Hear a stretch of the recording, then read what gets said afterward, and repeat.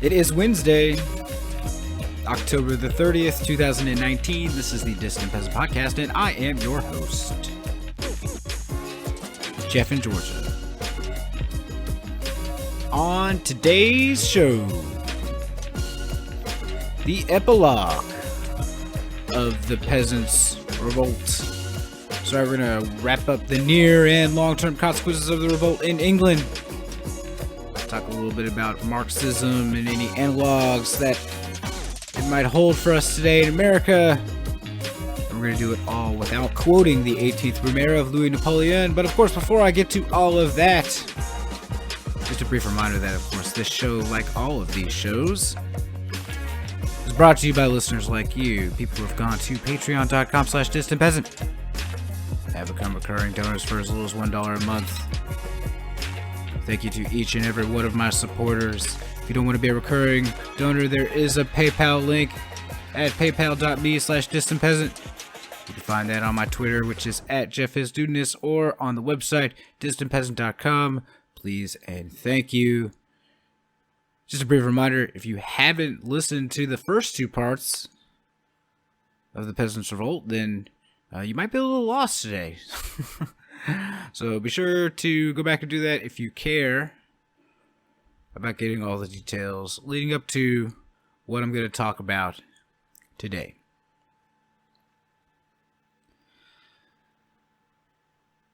So, loath as I am to admit it, upon reflection, it's fair to say that as a social revolution, the Peasants' Revolt, the Great Rising, Wat Tyler's Rebellion, whatever name one puts to the events of June 1381 in England, it was nearly a complete failure. The crucial alliance between the country and urban-based populations in England was not capable of sustained resistance against the forces of order without end. Lack of plentiful leadership was probably a concern, but more crucially, there were the realities of their bodies and minds.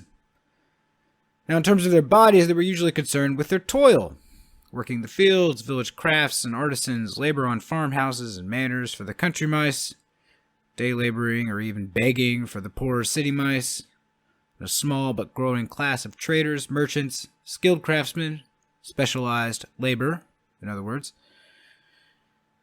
And in terms of the minds of the rebels, their aims certainly pointed to a sweeping vision of change that, if actually implemented in England, would have resulted in a truly unique and revolutionary kind of society, so I think anyway. Though it probably wouldn't be too hard to find a decent socialist who sees it different. But either way, the rebels never really had a chance to realize their dreams through their own hands. That is, they didn't create their own government, their own army, their own mechanisms for transforming England. They sought to wipe away the ruling class and to have only God and the king fill the resulting vacuum in power, and not occupy that space for themselves. I will return to the bodies and the minds of the rebels in time, but as for the attempted revolution, I had to hang a nearly onto the bit about complete failure. The rebels were dispersed quickly after the death of Wat Tyler and the premiere of King Dickhead II, and order was restored. Official records suggest that the crackdown resulted in the killing of a few thousand rebels or their sympathizers and supporters throughout England, though opinions about how much unofficial retribution by the noble classes of England there was differ. If they sought retribution at all, it was usually through the king's courts, though we do know from the occasional discovery of a bunch of skeletons without heads on them in England that at least some victims were not afforded even the flimsy and perfunctory due process of the day. But by and large, the bigwigs of the kingdom seem to have been pretty circumspect about it all during the coming years, and it seems that even if the revolution was a failure as an agent for fundamental change in society, the revolt did succeed in teaching the ruling class of England a very basic lesson: beware pushing your luck too hard. Nonetheless, those classes successfully manufactured a story in which all the trouble was blamed upon the misconduct of some royal officials and the innate violence and backwardness of the countryside's people, and unconvincingly recorded well after the revolt was over that it had been but a passing episode of little concern. No words could color what they actually did, though. They increasingly allowed serfs to purchase their way out of feudal obligations, never tried to raise a poll tax again, unless you count Margaret Thatcher, centuries later, and converted traditional forms of feudal tenancy to freehold agreements at increasing rates. Wages continued to rise for the lower classes, if not always as fast as prices, and some historians over the years have gone as far as to say that this really marks the end of feudalism in England. That's probably going a bit too far, but it is true that when the 1600s rolls around and the 10 Years Abolition Act is passed that legally kills feudalism in the kingdom, it was already almost dead in practice. I'm of the opinion that 1381 was the beginning of the end myself, and helped hasten serfdom's demise in the kingdom.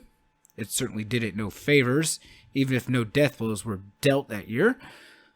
But it's also true that it was in decline for lots of reasons the rebels had nothing to do with, like a bunch of expensive wars fought by soldiers who increasingly demanded cash to fight, a huge plague, and the slow but sure development of new classes of people in the cities, new divisions and specializations of labor, people who increasingly had to operate in what we might call a market economy. In truth, the Peasants' Revolt, and particularly the events near the end, probably involved mostly people in and around London, not the population of the countryside. Wherever one comes down on how total the failure of the rebels was, it can't really be argued that they succeeded directly. Why is that? The question seems curious. The rural populations of Europe and England were, for thousands of years, simultaneously the most exploited, the most prone to violent outbursts, and those outbursts most prone to failure.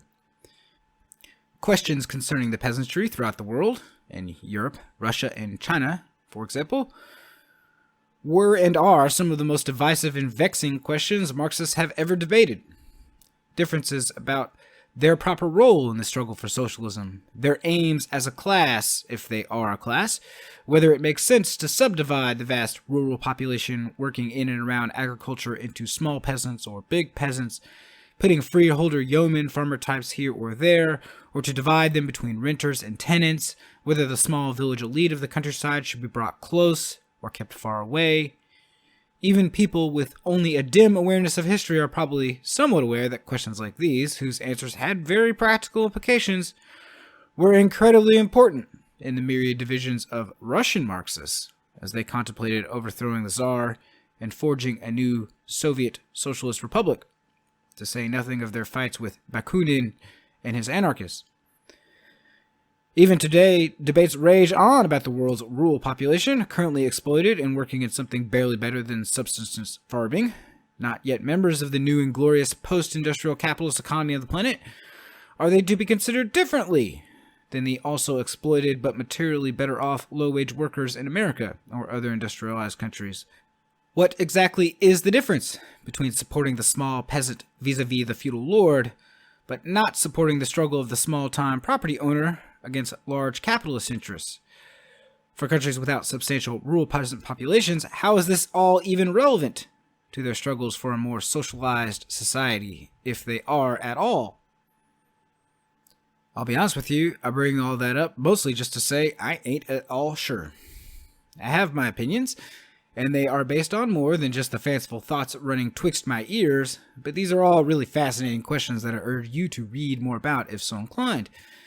I don't want to seem too much like a coward, though, so if you're curious as to where I land, I generally fall a good ways away from the anarchists, but I have even less patience with slavish defenders of supposedly triumphant peasant socialism in China, whose readings of things there as any kind of socialist or communist system I find absolutely baffling, and whose arguments I find the least worth engaging. But it is all worth digging into if you like turning such things over in your head. I certainly did in preparation for all of this, because I think there's a lot of unappreciated value in reading the words of others who are reasonable, knowledgeable, wise, and with whom you absolutely don't agree. It's a rare thing these days, true, in an age when turning on a camera and saying something inflammatory that you haven't looked into is all the rage, but the opportunity does pop up now and again, and you should always take advantage of it if you want to. As for us here and now, though, let's stop a bit and just ask what makes a peasant a peasant. For a population that has existed and continues to exist across such vast stretches of time and space, it can be easy to overgeneralize them. Yet they do tend to share some characteristics throughout history that people have observed. And while I could never hope to be exhaustive about something like this, I think there's a few things that even some hack in Georgia could tease out that are worth considering. For one thing, let's talk about literacy. Now, it's easy to take the written word for granted, precisely because it's so difficult to imagine vast swaths of current human activity without it.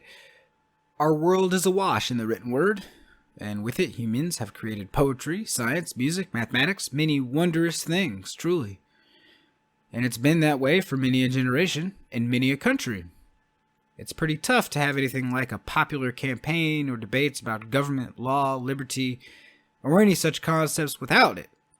When the Enlightenment comes round, more cunning figures will begin to realize the importance of mass literacy to the world they wanted to build, or more darkly, the utility of keeping certain populations, such as slaves from Africa and indigenous Americans, or the still extant serfs and peasants of Europe, illiterate.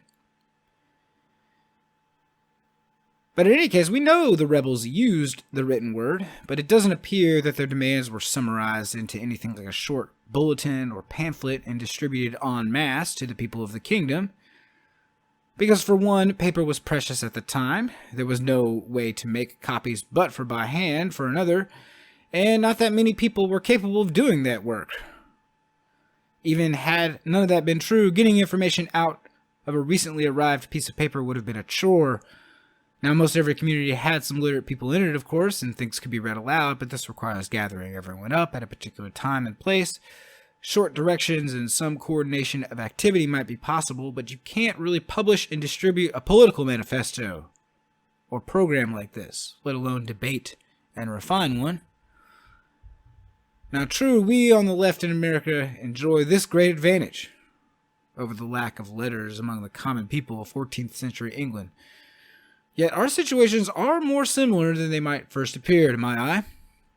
In the first place, our mechanisms for such mass discourse have moved far beyond the pages of books, pamphlets, magazines, and whatnot, and onto television, our screens, the internet, all channels increasingly under the control of, or at least under the watchful gaze of, the ruling class. A thousand flowers have bloomed in our information age, where it is technologically easier than ever to spread ideas far and wide in fractions of a second. Yet the vast amounts of media consumed by people in America remains dominated by a handful of large global conglomerates of capital. Our advantage here is less than it might appear, and if you'd like some evidence, I'd refer you to the incredibly narrow range of mass programming and discourse on politics in the United States.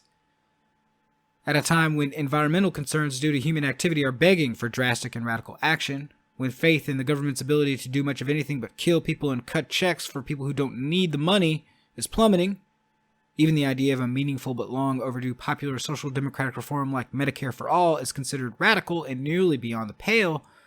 The Green New Deal may as well be a unicorn, and the idea of abolishing the government bodies currently kidnapping children and conducting a campaign of ethnic cleansing in this country are all the demands of a meaningless and stupid leftist fringe. And all of that describes a huge chunk of the Democratic Party in America, leaving aside that the Republican Party currently has absolutely no interest in anything but more men with guns and more money for people who've got lots already. It isn't the darkness of an inability to read, or the lack of words to be read, that causes any of that, of course, but as one suffers from thirst, one can also drown. And today we are bombarded with so many words, so much all of the time.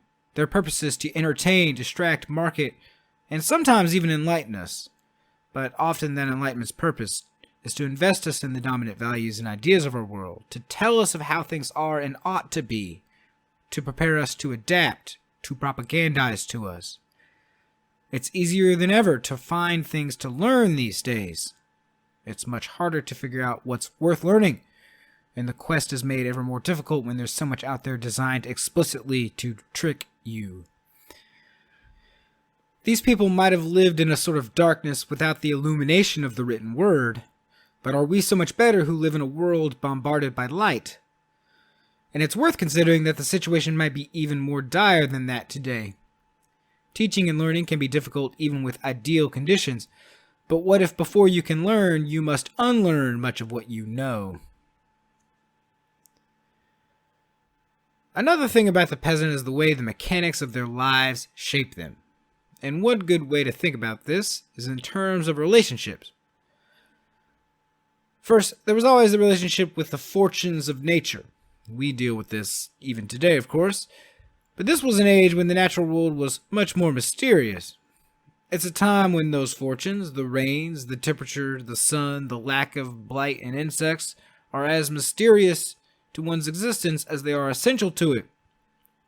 The relationship between these people and nature was at least as important as the other relationships that define this somewhat amorphous thing called feudalism, and it gets glossed over quite a bit by many historians conventionally, though not by Marx and his comrades and descendants, I think. As the sun and rains that are crucial to the peasant's existence come literally from above, so is the peasant mindset somewhat attached to authoritarian models in many cases, because there's such a lack of strong and far-reaching cooperative bonds and community in their world. Or as Marx says of these types, quote, "The peasants are therefore incapable of asserting their class interest in their own name, whether through a parliament or a convention. They cannot represent themselves, they must be represented.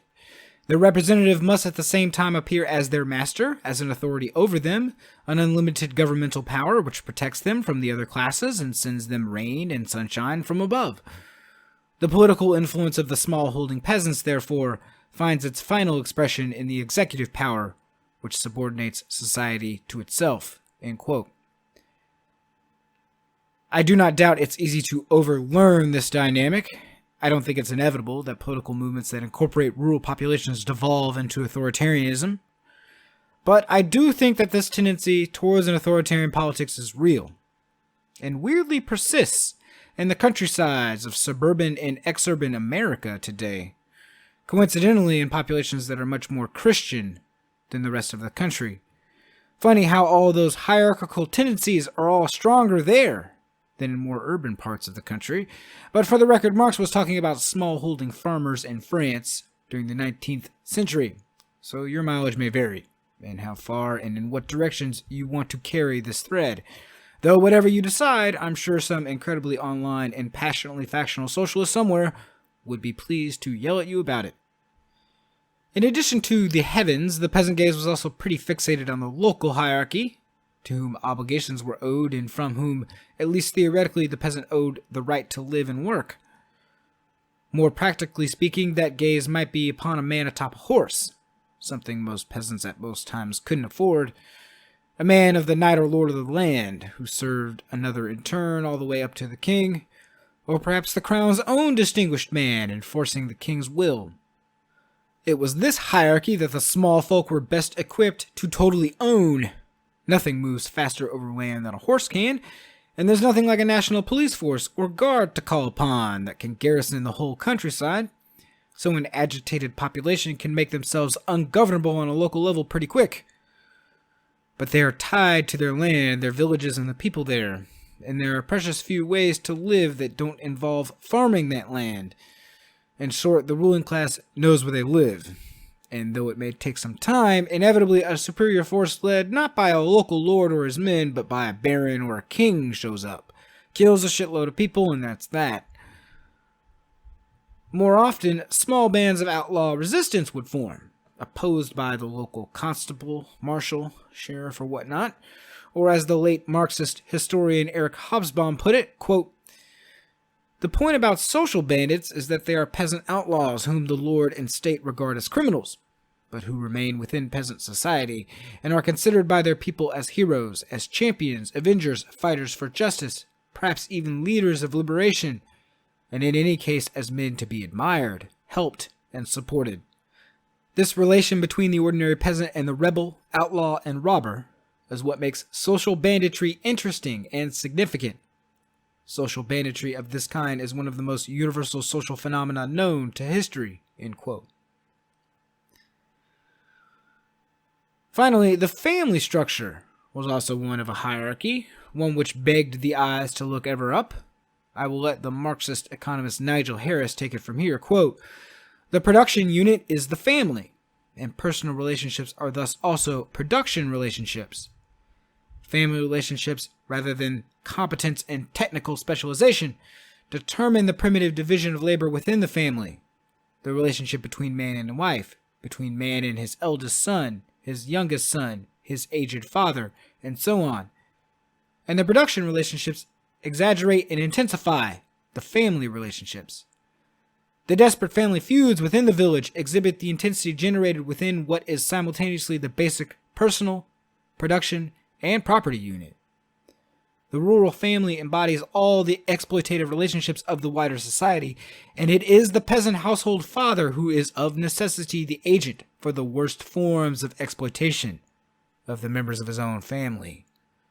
The agent which sustains all that is worst in the pre-capitalist society in terms of personal relationships. The violence locked up in the family is matched by the violence between families, the violence intrinsic in the gross subordination of the peasantry as a whole, end quote. So, with the reigns of the heavens, God the Father Almighty, the King in his court, the Lord in his mounted men, and patriarchy too, with Father atop it, all training the peasant to look ever up and not around them, this makes any egalitarian vision all the more difficult. And where glimmers of that vision can be seen, such as in the proposals of the leaders of the Peasants' Revolt in 1381, demands for redistributed land in a locally administered commons and laws, they are surely improvements and advances upon the status quo, but as Harris put it somewhat darkly, quote, the aim of peasant rebels thus becomes not the advance of society as a whole, but no more than a just sharing of common poverty. This is certainly egalitarianism, but it is the egalitarianism of communalists, of independent, identical participants, not the egalitarianism of collectivists, of interdependent people organized in a social division of labor. The peasantry cannot, as a class, constitute itself the ruling class in order to realize the full economic potentialities of society. On the contrary, it can, on its own, only drag society backwards into the poverty of the past. End quote. Now, forgive me for speaking out of turn to somebody a lot more educated than me, but I think that last part goes a bit too far. I think had the revolt of 1381 succeeded, and Wat Tyler gotten everything he'd asked for, society would have been advanced and not drawn backwards. Of course, that was 1381, and times have changed.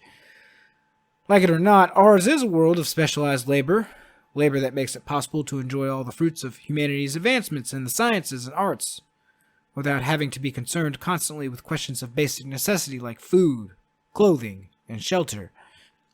It is figuring out how to produce and enjoy abundance without being ruled by capital and its insatiable need for ever more resource extraction and new markets that is the goal, not to wipe all of it away without thought. This is a key fact, I think. Some measure of central planning, the more democratic the better, of course, but central planning nonetheless, will have to be a part of the transformation from capitalism to whatever comes next. And I'm not talking about any distant hypothetical or utopian scenario, but the very near and immediate future. Generating the material glories and wonders of accumulated human knowledge is one of my few sources of hope in the human situation today. I have an endless amazement at what people can accomplish when we're really put to it and have to work together. But it's only half the project, and the far less important half to me. And though a vision of peasant socialism ain't really what I want today, back in the days when feudalism ran high, it's an important piece of the progression, an attempt to establish a tradition of egalitarianism, maybe even democracy. And I think it's wrong to cheer its failure. England and the world would have been better off the better they had succeeded. And we should admire more than their courage and ferocity, do more than pity their lot and lament their backwardness, even if we recognize the limitations of their struggle. For us today in 2019 America, here's one way to look at things. In the Republican Party today, there is a complete and total resistance to expanding democracy in any sphere of life, not your job and not City Hall. In fact, precisely the opposite. Wherever they can, they want to reduce or isolate popular power. The support of a coalition of huge corporate interests and capital aside, they enjoy the support of some relatively well-off white suburban Americans who are either professionals or small to medium-sized business owners mostly, and what they want is to safeguard their position. They are incapable of seeing themselves as having common cause with the working classes of America, despite literally being such themselves at times, through wedges like race and gender and sexuality and religion. Combined with literal capitalists, this means they are entirely off the table as a force for progressive change that might lessen the iron rule of money in America and draw us into a new future. As for the Democratic Party, Andrew Yang has some real and actual fans, and they illustrate how this lack of imagination can hobble some too. I do think a universal basic income might have some incredibly beneficial effects on America, but even were you to design one that wasn't a half-botched, half-evil mess like Yang's proposal, which would be financed through regressive taxation and be unavailable to those who receive many types of income from the federal government currently, it still wouldn't fundamentally transform American society away from a system that demands endless resources on a finite planet. But I suspect that many of his supporters tend to view themselves as consumers who are having trouble consuming, not members of a class either national or international, no sense of connection or obligation to the working people of the world, even though the vast majority of them are probably just that. Elizabeth Warren's forming coalition, and Warren herself, it seems to me, have similar difficulties in that their vision seems more about the management and restraint of capitalism and corporate power than it is about challenging it with a different way. And I suspect this has to do with her and her supporters' backgrounds. Working people deserve a seat at the table, a bigger slice of the pie. The rich should pay their fair share, rather than the workers running the table or perhaps even owning it, not just taking a bigger piece of pie but cutting the pie themselves, not having the rich kick in more equitably but drastically reducing their power by, yes, taking away a bunch of their money, though not just that. The other Democratic candidates for president, and this is also true for the vast majority of Democrats in elected office across the country, to the extent they aren't just bullshitting when they talk about anything changing in the U.S. government, are prisoners of the same mindset. Tax credits, job retraining, means-tested public buy-ins are the best they have to offer when they bother offering anything at all. In fact, there's only one candidate who possibly comes close to breaking free of this dynamic, I'd say, and who might help begin the process of political revolution on behalf of the working people in America. And if I were you, I would seriously consider him as your potential vote in any upcoming elections where he's on the ballot. Because as far removed as these 14th century serfs and laborers and small-town craftsmen and merchants were from him, you know, all those folks who didn't really have a say in the way of things, just like you, I bet. Wat Tyler and John Ball, Johanna Ferrer, Jack Straw and Robin Hood and Piers Plowman and all the rest. Bernie Sanders would have been on their side. I'll close with this. Once upon a time, there was a man who was no fan of monarchy. He wasn't a socialist or a Marxist, and he wasn't a perfect guy. But of all the names from around the time of the American War for Independence one might pull out of one's head, he was far and away the best of the lot, and I'd like to bring him up, one of my favorite fail-sons of all time. English by birth, American by adoption, French by decree, truly a citizen of the world, Thomas Paine was one of those few whose ideas about freedom and liberty were more than just lip service, and he had opinions on the Peasants' Revolt, Wat Tyler's Rebellion, the Great Rising. In his Rights of Man, Part the Second, even the footnotes are good, and one goes something like this, quote, "Several of the court newspapers have of late made frequent mention of Wat Tyler. That his memory should be traduced by court sycophants and those who live on the spoil of a public is not to be wondered at. He was, however, the means of checking the rage and injustice of taxation in his time, and the nation owed much to his valor. Tyler appears to have been an intrepid, disinterested man with respect to himself. All his proposals made to Richard were on a more just and public ground than those which had been made to John by the barons, And notwithstanding the sycophancy of historians and men like Mr. Burke, who seek to gloss over a base action of the court by traducing Tyler, his fame will outlive their falsehood. If the barons merited a monument to be erected at Runnymede, Tyler merited one in Smithfield. End quote. So he was published in 1792. Thomas Paine proved to be exactly 223 years ahead of his time in this, for in 2015 a monument to Wat Tyler was erected at Smithfield. Paine clearly saw Tyler's struggle and the demands of the peoples he led as related to his own, as a necessary step for throwing off old, sclerotic, inefficient, and unjust hierarchies, as a struggle for greater liberty, whose demands were both revolutionary and reasonable, drastic and just. Things cannot go on well in England, nor ever will, until everything shall be in common, when there shall be neither vassal nor lord, all distinctions be levelled. So preached John Ball in 1381, and that was a powerful message then. So powerful it got him brutally executed. Yet the power lives on, I think, in both England and the wider world, all the more so because the world is yet full of so much private prosperity and common poverty. Thank you for listening.